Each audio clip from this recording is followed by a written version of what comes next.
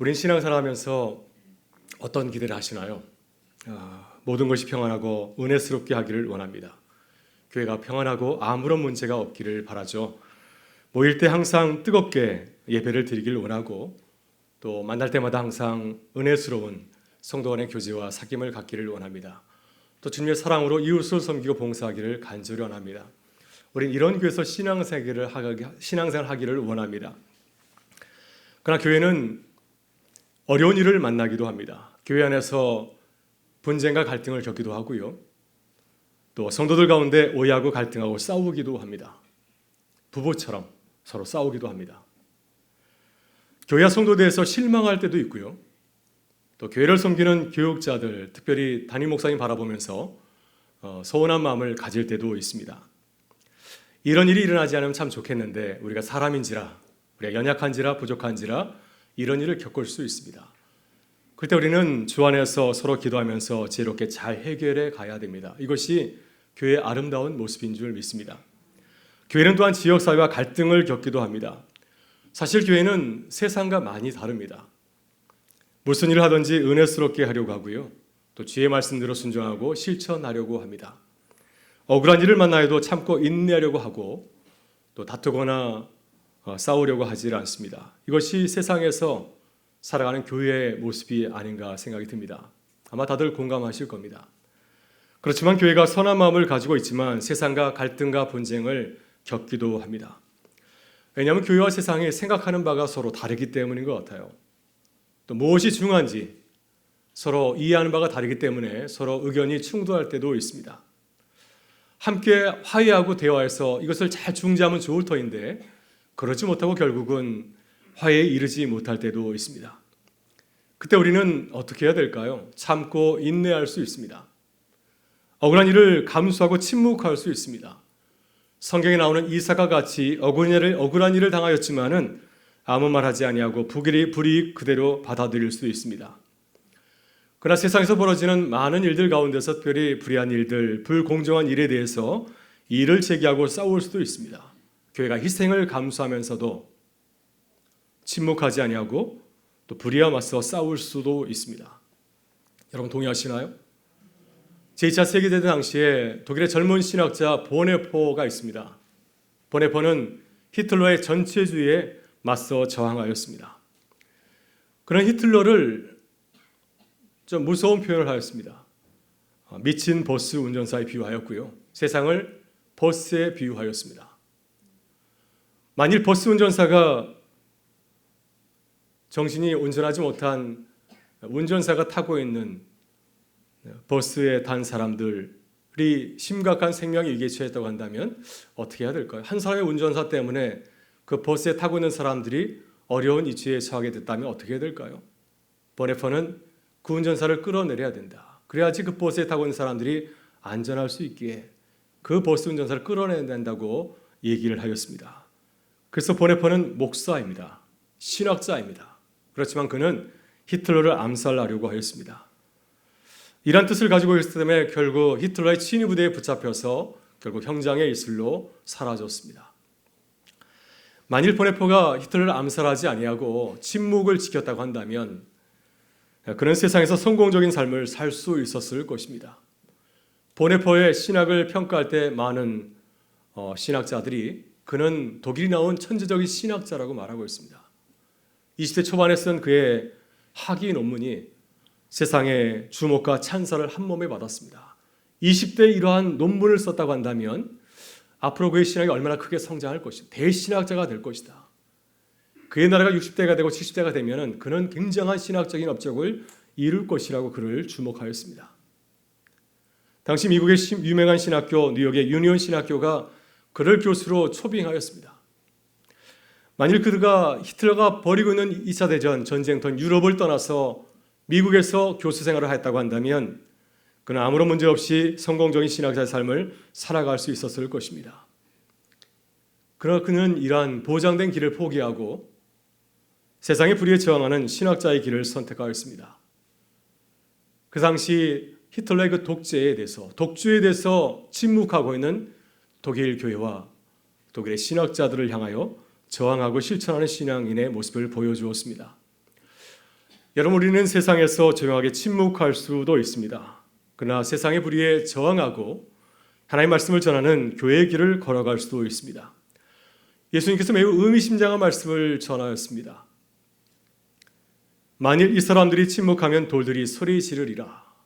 예수님을 향하여서 예수님을 찬양하며 노래하였을 때 바리새인들이 침묵하라고 하였습니다. 그때 예수님께서 이 사람들이 침묵하면 돌들이 소리 지르리라.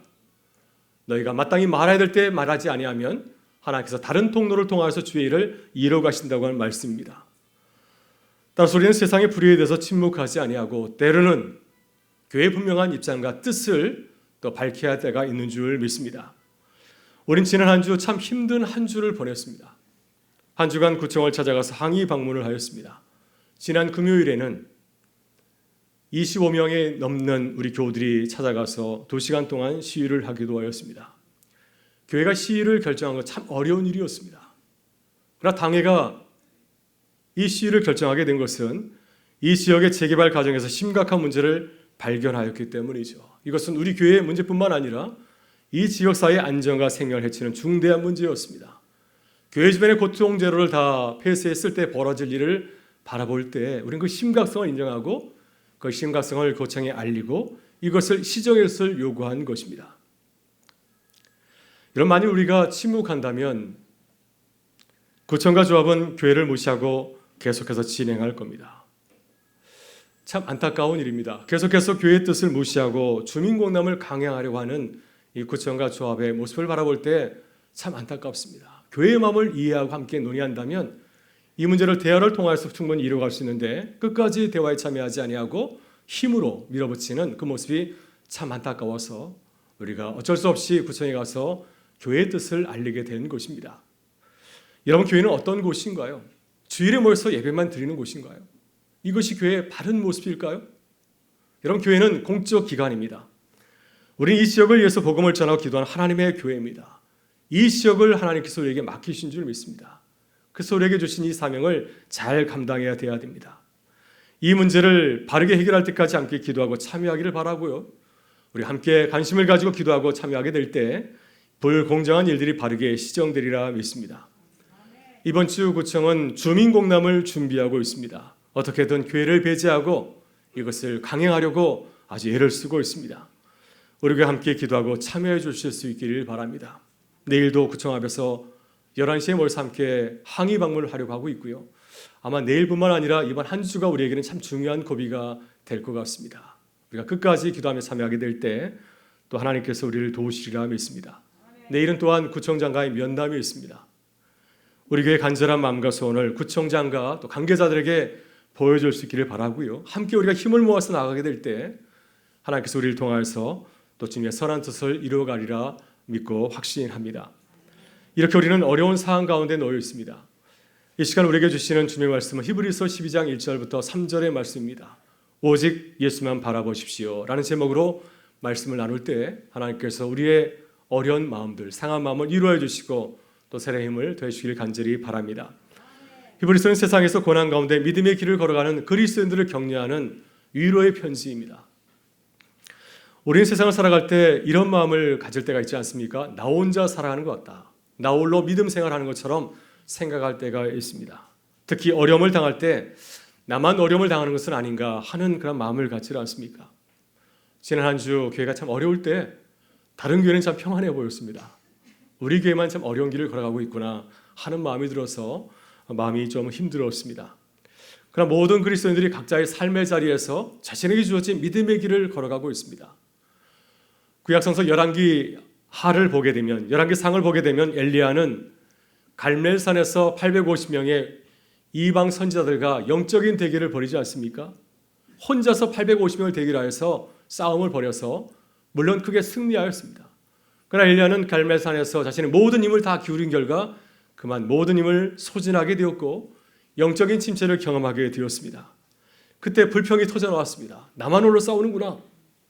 다른 사람들은 다 산 아래에 있는데 나 혼자 850명과 대결하는구나 하는 불평이 터져나오게 됐습니다. 그러나 사실은 그렇지 않았습니다. 하나님께서 엘리야에게 어떻게 말씀하셨나요? 이스라엘 땅에 바알에 무릎 꿇지 아니하고 믿음의 길을 걸어가는 7,000명의 사람이 있다고 주님은 말씀하였습니다. 나만 홀로 믿음의 싸움을 벌이는 것이 아니라 이 땅에는 하나님의 말씀을 따라 살아가는 많은 자들이 있다고 하는 겁니다. 그래서 그를 이루하였습니다. 너 혼자 싸우는 거 아니야. 함께 믿음의 경주를 하고 있어 라고 말씀하였습니다. 저는 지난주 3040 교구 구역을 신방하면서 함께 눈물을 흘리면서 삶을 나누었습니다. 겉으로는 모두 다 행복하게 보였습니다. 아무런 문제가 없어 보였습니다. 그런데 함께 삶을 나누니 다들 기도의 제목이 있더라고요. 다들 내게 주신 그 기도의 제목을 가지고 눈물 흘리면서 믿음의 길을 걸어가고 있었습니다. 참 제가 감동받은 것은 내게 주신 어려운 문제를 포기하지 아니하고 믿음으로 극복하기 위해서 애쓰는 모습이 얼마나 아름다웠는지 모릅니다. 저만 힘든 줄 알았는데 저보다 더 힘든 기도의 제목을 가지고 살아가는 것을 보면서 제가 큰 은혜를 오히려 제가 많이 받았습니다. 오늘 히브리서는 우리의 믿음의 삶을 하나의 비유로 표현하고 있습니다. 우리의 힘든 삶을 어떻게 비유로 표현할 수 있을까요? 혹시 주변에 있는 믿지 않는 분들이 우리에게 야 너희들 왜 믿음 생활하는 거야? 믿음 생활이 어떤 것이지? 하고 묻는다고 한다면 어떻게 비유로 말해줄까요? 오늘 히브리서는 우리에게 믿음의 여정을 장거리 경주에 비유하고 있습니다. 우리의 믿음의 길이 장거리 경주와 같다고 하는 겁니다. 1절에서 이렇게 말씀하고 있습니다. 이러므로 우리에게 구름같이 둘러싼 허다한 증인들이 있으니 모든 무거운 것과 얽매기 쉬운 죄를 벗어버리고 인내로써 우리 앞에 당한 경주를 하며. 여러분 이 말씀에 동의하시나요? 우리의 삶이 장거리 경주와 같다고 말씀하고 있습니다. 믿음의 경주와 같다고 말씀하고 있습니다. 여러분 이 경주는 짧은 단거리 경주가 아닙니다. 100m 달려가는 금방 끝나는 그런 경주가 아니라 평생 걸어가야 되는, 평생 달려가야 되는 장거리 경주입니다. 히브리서 11장을 보게 되면 많은 믿음의 사람들이 나오는데요. 그분들이 모두 다 이 믿음의 경주를 시작하고 이루어 가신 분입니다. 우리 교회 묘지 은강동산에 가보게 되면은 믿음의 경주를 마치신 분들이 잠들어 있습니다. 지금 우리도 많은 믿음의 선지들과 마찬가지로 믿음의 경주를 달려가고 있는 줄 믿습니다. 그렇다면 어떻게 믿음의 경주를 시작하고 잘 마칠 수 있을까요? 오늘 주님은 그 비결을 우리에게 소개해주고 있습니다. 2절에서 이렇게 말씀하십니다. 그것은 예수님을 바라보는 것인데 이렇게 말씀하십니다. 믿음의 주여 또 온전하게 하신 이인 예수를 바라보자. 그는 그 앞에 있는 기쁨을 위하여 십자가를 참으사 부끄러움을 개의치 아니하시더니 하나님 보호자 우편에 앉으셨느니라. 여러분 우리가 믿음의 경주를 하면서 주님을 바라봐야 되는 이유가 있습니다. 왜냐하면 주님께서 우리보다 먼저 이 믿음의 경주를 달려가셨기 때문입니다. 이 믿음의 경주를 잘 마쳤습니다. 그래서 우리가 걸어가는 믿음의 경주가 얼마나 힘들고 어려운지를 누구보다 잘 알고 있습니다. 그래서 우리는 주님을 바라봐야 됩니다. 특히 힘들고 어려울 때, 낙심될 때, 주를 바라보게 될 때 주님께서 우리에게 힘과 용기를 더하여 주실 줄 믿습니다. 주님을 바라볼 때 우리가 주님이 주시는 그 힘을 가지고서, 은혜를 가지고서 넉넉히 감당하며 걸어가야 될 줄 믿습니다. 그렇다면 어떻게 우리 모두가 예수님처럼 믿음의 경주를 달려갈 수 있을까요? 오늘 주신 말씀을 통해서 주님이 주시는 세 가지 은혜를 함께 나누기를 원합니다. 먼저 믿음의 경주를 하려면 경주자는 몸과 마음을 가볍게 해야 됩니다. 제가 다닌 고등학교는 매년 단축 마라톤 대회가 있었습니다. 5월 이제 따뜻한 봄 날씨가 되면은 교문을 나서서 강남 일대를 한 바퀴 돌고 돌아오는 그런 마라톤 경기였습니다. 모든 고등학생들 1, 2, 3학년이 다 참여해야 됩니다. 왜냐하면 마라톤 성적이 중간고사 성적이기 때문에 아주 고약한 학교였습니다. 그래서 모든 학생들이 이제 마라톤 경기가 시작되게 되면 한 달 전에 체육 시간 아주 열심히 연습합니다. 뭔가 받기를 원하는 친구들은 등에 무거운 배낭을 메고 뛰기도 하고요. 또 종아리에 모래주머니를 달고 뛰는 친구도 있었습니다. 이제 마라톤 대회 되면은 모든 우리 학생들은 어떻게 뛸까요? 가장 가벼운 옷차림으로. 아직 날씨가 쌀쌀하지만 다들 반바지 반팔을 입고 운동화를 신고 이제 마라톤 대회에 참여하였습니다. 여러분 이것이 장거리 경주라는 경주자의 아주 기본적인 자세가 아닙니까? 1절은 경주자에게 이렇게 말하고 있습니다. 모든 무거운 것과 얽매기 쉬운 죄를 벗어버리고. 우리가 믿음의 경주를 하려면 어떻게 해야 될까요? 내일부터 또한 세상에서 우리의 믿음의 경주가 계속해서 이어지는데 어떻게 해야 되겠습니까? 우리는 몸과 마음을 가볍게 해야 됩니다. 우리의 생각을 무겁게 하는 것들을 다 내려놓아야 됩니다. 우리의 생각을 무겁게 하고 우리의 마음을 힘들게 하는 것은 무엇일까요? 그것은 세상에 대한 욕심과 욕망입니다. 나를 드러내고 싶은 욕심들, 그리고 세상 일에 대한 근심과 걱정들입니다. 이러한 생각이 많이 우리 안에 있으면은 근심과 걱정이 가득 차 있으면 우리의 마음이 무거울 수밖에 없죠. 아주 가볍게 뛰어갈 수가 없습니다. 그래서 우리는 몸과 마음을 가볍게 해야 됩니다. 무거운 것들을 다 내려놓아야 됩니다. 우린 또한 믿음의 경주를 하면서 우리 믿음을 방해하는 것들을 멀리해야 됩니다. 우리 믿음의 경주를 방해하는 가장 큰 장애분이 무엇일까요? 바로 그것은 무서운 죄입니다. 죄가 우리로 하여금 믿음의 경주를 하지 못하도록 방해하기 때문이죠. 지난주 금요일 정경인 금요기도에 우리 지광천교회 젊은 예배 담당하시는 목사님께서 말씀을 전했는데 우리 청년들에게, 우리 교우들에게 다윗이 어떤 무서운 죄를 소개해 주었습니다. 여러분, 다윗은 통일왕국을 건설했을 때 이스라엘에서 가장 높은 권력자의 위치에 있었는데 그때 아주 무서운 죄를 범하였습니다. 자신의 충신 우리아의 아내를 범하는 죄를 범하였습니다. 이 죄 때문에 그는 믿음의 경주를 끝까지 달려가지 못하고 중도에 하차할 수밖에 없는 그런 위기를 맞이하게 되었습니다. 여러분, 왕도 죄가 있으면 끝까지 달려갈 수가 없는 겁니다. 그래서 우리는 죄를 멀리하고 가까이 하지 말아야 됩니다. 이런 믿음의 경주를 할 때 사단은 우리에게 걱정거리를 생각나게 하지 않습니까? 아무것도 일어나지 미래를 바라보면서 여러 가지 걱정을 하게 만들고요. 또 우리의 마음을 흔들어서 죄를 짓게 합니다. 유혹을 받게 하지 않습니까? 그래서 믿음의 경주를 하지 못하도록 방해하고 있습니다. 이것이 우리의 믿음의 경주를 방해하는 사단의 아주 무서운 전략입니다. 이런 믿음은 바라는 것들의 실상이요 보지 못하는 것들의 증거라고 하였습니다. 믿음은 무엇입니까? 눈에 보이는 것에 집착하는 것이 아니라 눈에 보이지 않는 하나님을 주목하면서 주님을 바라보며 걸어가는 것인 줄 믿습니다. 우리 예수님께서 믿음의 경주를 잘 마친 것은 눈에 보이는 것에 집중하지 아니하고 눈에 보이지 않는 하나님을 집중하고 바라봤기 때문인 줄 믿습니다. 여러분, 우리도 우리의 걱정과 염려를 내놓고 하나님을 신뢰하고 의지하며 믿음의 길 걸어가는 주의 백성 될 수 있기를 간절히 소망합니다. 다음으로 믿음의 경주를 하려면 경주자는 끝까지 참고 인내해야 됩니다. 제가 고등학교 때 마라톤 경기를 얘기했는데 이제 마라톤 경기가 시작되게 되면 여러 가지 유혹의 상황이 벌어지게 되어 있습니다. 학교에서는 중도에 마라톤을 포기한 친구들을 위해서 특별히 차량을 마련하였습니다. 중간에 포기하면 어떻게 하겠습니까? 걸어가기는 너무 먼 길이고 해서 학교에서는 학생들이 뒤를 따라가면서 이제 중도에 포기한 친구가 있으면, 부상을 당한 친구가 있으면 이제 차에 태우고 학교로 데려왔습니다. 그래서 마음이 약한 친구들은 끝까지 뛸 수 있는데도 불구하고 차 타고 가야지 하면서 중간에 포기한 친구들이 많이 있었습니다. 또 한 가지 마라톤을 하다가 유혹이 있었는데요. 중간에 몰래 버스를 타고 돌아온 친구들도 있습니다. 그래서 선생님들이 걸려서 교원 앞에서 손 들고 이렇게 서 있었습니다. 근데 이 친구들 보게 되면 한 사람이 아니라 여러 친구들이더라고요. 아마 친구들 가운데 꾀를 낸 것 같습니다. 우리가 뭐하러 뛰어가느냐? 버스 타고 가면 1등 할 수 있는데 하면서 이제 시내 버스 탔다가 걸려가지고 그 고초를 당하게 된 것이죠. 저는 이 무리에 속하지 않았습니다. 예, 믿음의 경주도 그렇습니다. 우리가 믿음의 경주를 하다 보면은 여러 가지 유혹들이 많이 발생하게 되죠. 이 유혹과 방해를 잘 이겨내야 됩니다. 그래 후회하지 아니하고 끝까지 믿음의 경주를 달려갈 수가 있습니다. 그래서 1절에서 이렇게 당부합니다. 인내로서 우리 앞에 당한 경주를 하며. 예수님은 이런 유혹을 당하지 않았을까요? 마태복음 16장을 보게 되면 예수님도 이런 유혹을 받았습니다. 예수님께 제자에게 물었습니다. 너희는 나를 누구라 하느냐? 라고 했을 때 베드로가 대답하였습니다. 주는 그리스도시요 살아계신 하나님의 아들이십니다. 아주 멋진 믿음의 고백을 하여서 예수님께서 드디어 아주 어려운 얘기를 꺼내지 않았습니까?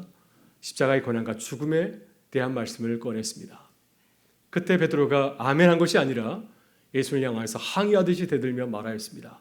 주여 그리하지 마옵소서. 이 일이 결코 주께 미치지 아니하리이다. 가장 가까운 제자, 수제자가 예수님의 길을 방해하고 유혹한 겁니다. 여러분, 세상에 누가 어려운 길을 가고 싶어 하겠습니까? 누가 고난과 죽음의 길을 걸어가고 싶어 하겠습니까? 그러나 사단은 우리에게 십자가의 길을 걸어가지 못하도록 방해합니다. 만약 이러한 유혹과 방해를 이기지 못한다고 한다면 믿음의 경주를 끝까지 달려갈 수가 없습니다. 그래서 우리는 믿음의 경주를 걸어가면서 우리에게 다가오는 많은 유혹과 방해를 물리쳐야 될 줄 믿습니다. 끝까지 참고 인내해야 됩니다. 그것은 하나님이 주시는 그런 유혹이 아니라, 하나님이 주시는 시험이 아니라 사단이 우리의 길을 막는 그러한 시험이기 때문이죠. 그래서 예수님께서는 베드로와 제자들에게 분명히 말씀하십니다. 누구든지 나를 따라오려거든 자기를 부인하고 자기 십자가를 지고 나를 따를 것이니라. 여러분, 우리 믿음의 길을 걸어가고 있습니다. 힘들고 어려울 때 포기하지 않도록 서로 독려하고 격려하실 수 있기를 바랍니다. 그래서 우리 가운데 모든 성도들이 한 사람도 믿음의 경주에서 낙오하지 아니하고 끝까지 걸어갈 수 있도록 함께 독려하고 격려하면서 믿음의 길을 걸어가는 교회와 성도들이 되실 수 있기를 간절히 소망합니다. 마지막으로 믿음의 경주를 마치려면 결승선에 서 있는 주님을 바라봐야 됩니다. 제가 고등학교에서 단축 마라톤을 하면서 가장 감동적인 순간을 말하라고 한다면 그것은 마지막 순간입니다. 결승선을 통과하는 순간입니다. 그때 이제 마라톤을 마치고 학교에 돌아오게 되면은 교장 선생님을 비롯해서 많은 선생님들이 이 교문 앞에서 우리를 기다리고 있어요. 또 먼저 결승선을 통과한 친구들도 가서 쉬지 아니하고 그 자리에 서서 뒤따라오는 친구들을 맞이하고 환영하고 있습니다. 그 순간이 얼마나 감동적이고 감격스러운지 모릅니다. 그때 정말 한 30여간 뛰었던 그 모든 피로가 순식간에 다 사라지게 되죠. 정말 잘 뛰었다 하는 감동을 느끼게 됩니다. 여러분, 믿음의 경주도 마찬가지입니다. 존 버년이 쓴 철로역정을 보게 되면 주인공 크리스찬이 모든 고초를 다 겪고 나서 이제 새 예루살렘에 도착하게 되었을 때 모든 성도가 그를 맞이합니다. 무엇보다도 주님께서 먼저 나가서 그를 맞이합니다. 여러분, 예수님께서 말씀하신 탕자의 비유를 보게 되면 아들이 다시 집에 돌아오게 되었을 때 누가 가장 맞이하였습니까?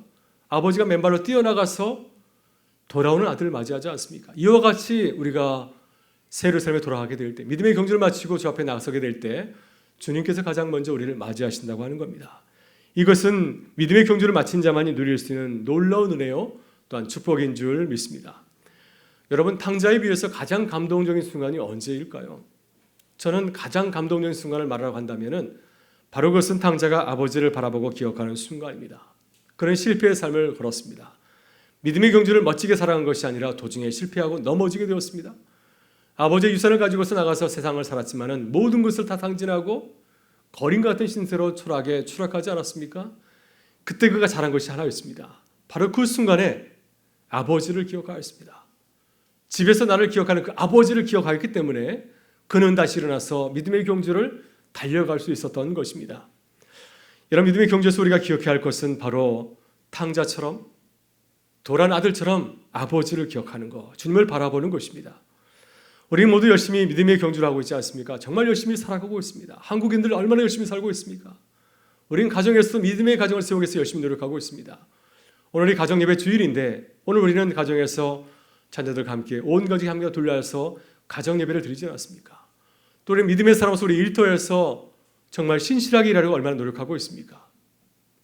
그럼에도 불구하고 우리의 뜻대로 되지 않을 때가 많이 있습니다. 내가 정말 열심히 일했는데 불구하고 결과가 좋지 않을 때가 있죠.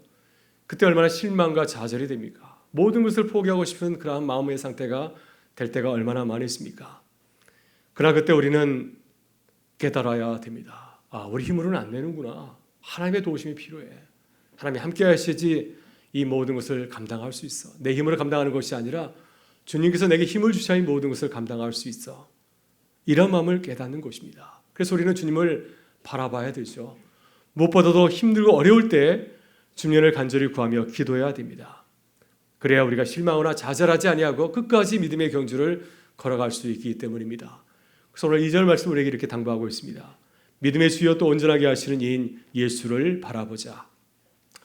여러분, 지난주 우리 교회는 참 힘든 한 주를 보냈습니다. 바쁜 한 주를 보냈습니다. 고창에서 철야, 농성 시위도 하였고요. 1인 시위도 하였고 또 100명, 120명, 250명이 모여서 그룹 시위도 하였습니다. 그러나 상황은 여전히 바뀌지 않았습니다. 이러한 결과를 보면서 흔들리지 않는 그런 모습을 보면서 조금 낙심이 되었습니다. 우리가 이렇게 열심히 기도하고 또 동참하였으면 뭔가 새로운 일이 시작될 것이 아닌가, 뭔가 달라지지 않을까 하는 기대하였기 때문이죠. 그래서 지난 금요일 정경 기도회에 무거운 마음을 가지고서 함께 기도하게 되었습니다. 기도하는 가운데 이런 깨달음을 주시더라고요. 우리가 수고해서 상황이 바뀌면 우리가 수고해서 이렇게 했다고 우리를 드러내지 않겠습니까? 우리가 이렇게 함께 했더니 정말 이런 일이 벌어지는구나. 그 모든 공을 우리에게 돌릴 겁니다. 주님을 높이기보다는 우리가 서로를 높이고 자랑할 겁니다. 서로 열심히 하셨다고. 그러나 주님의 뜻은 무엇인가요? 주님의 뜻은 우리를 높이고 자랑하는 것이 아니라 주님을 믿고 의지하는 겁니다. 우리의 능력이 아니라 주님의 모든 것을 감당하는 것, 겸손하게 주님을 구하는 것, 이것이 주님께서 우리에게 당부하시는 주님의 뜻이 아니겠습니까? 이런 깨달음을 주셔서 다시 기도하였습니다. 하나님, 우리의 연약함을 아시오니 우리에게 은혜를 부어주옵소서. 이 모든 것 우리의 힘으로 감당하는 것이 아니라 주님의 은혜로 감당케 하여 주옵소서. 여러분, 정말 그렇습니다. 우리의 힘으로는 정말 부족하지만 그러나 주님께서 우리와 함께 하실 때 모든 것이 합력하여 선을 이루게 될 줄 믿습니다. 이런 믿음의 경주를 달리다가 힘들고 낙심될 때 주님을 바라보실 수 있기를 바랍니다. 우리의 믿음의 주여 온전케 하시는 주님을 바라보실 수 있기를 바랍니다. 간절히 주님의 은혜를 구하면서 기도하실 수 있기를 바랍니다. 그래서 주님의 능력으로 새 힘을 얻고 다시 힘있게 믿음의 경주를 달려가는 교회와 성도들이 되실 수 있기를 주의 이름으로 축원합니다.